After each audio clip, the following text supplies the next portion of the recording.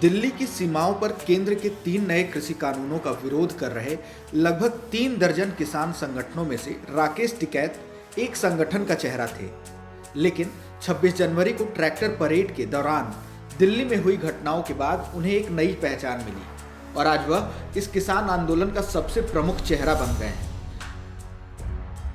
गणतंत्र दिवस के दिन जब दिल्ली में हिंसा की घटनाएं हुई और कुछ प्रदर्शनकारियों ने लाल किले के गुंबदों व राष्ट्रीय ध्वज के स्तंभ पर जब धार्मिक झंडा लगा दिया तो देश में भड़की भावनाओं के चलते ऐसा लगा कि किसान आंदोलन अब खत्म हो चुका है।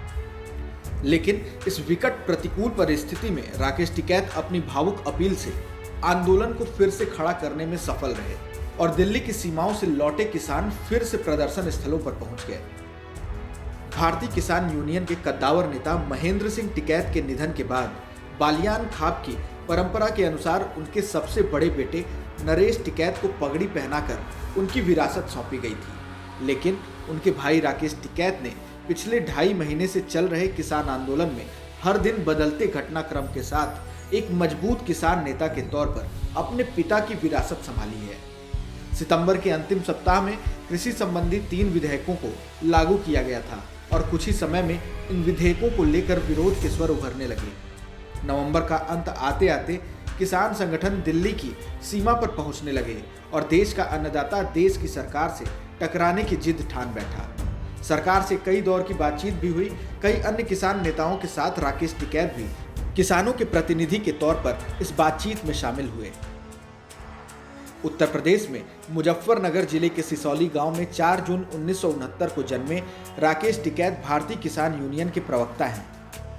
लेकिन संगठन से जुड़े तमाम अहम फैसले वही करते हैं। किसान आंदोलन के दौरान उन्होंने जिस तरह से किसानों की मांगों को व्यावहारिक तरीके से सरकार और मीडिया के सामने रखा, उसने आंदोलन को एक नई धार दे दी।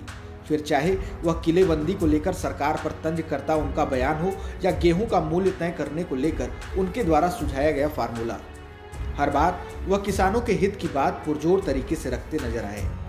26 जनवरी के घटनाक्रम के बाद गाजियाबाद प्रशासन ने 28 जनवरी की रात को किसान आंदोलनकारियों को गाजीपुर बॉर्डर को खाली करने का आदेश जारी कर दिया था। बिजली पानी बंद कर दिया गया और तंबू उखड़ने लगे। वहां मौजूद किसान बेहद मायूसी में वापसी का मन बना रहे थे। उस समय राकेश टिकैत का एक अलग ही रूप देखने को मिला।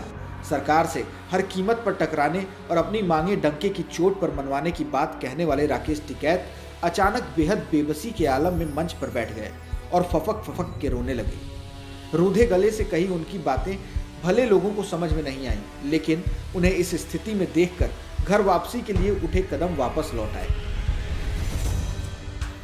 राकेश टिकैत महेंद्र सिंह टिकैत के 4 बेटों में दूसरे नंबर के बेटे हैं। उन्होंने मेरठ विश्वविद्यालय से MA तक की पढ़ाई की है।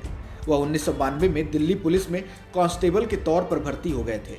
इस दौरान उनके पिता कई किसान आंदोलनों का नेतृत्व कर रहे थे और उनका संगठन उत्तर प्रदेश व उत्तर भारत ही नहीं बल्कि पूरे देश में अपना असर दिखा रहा था।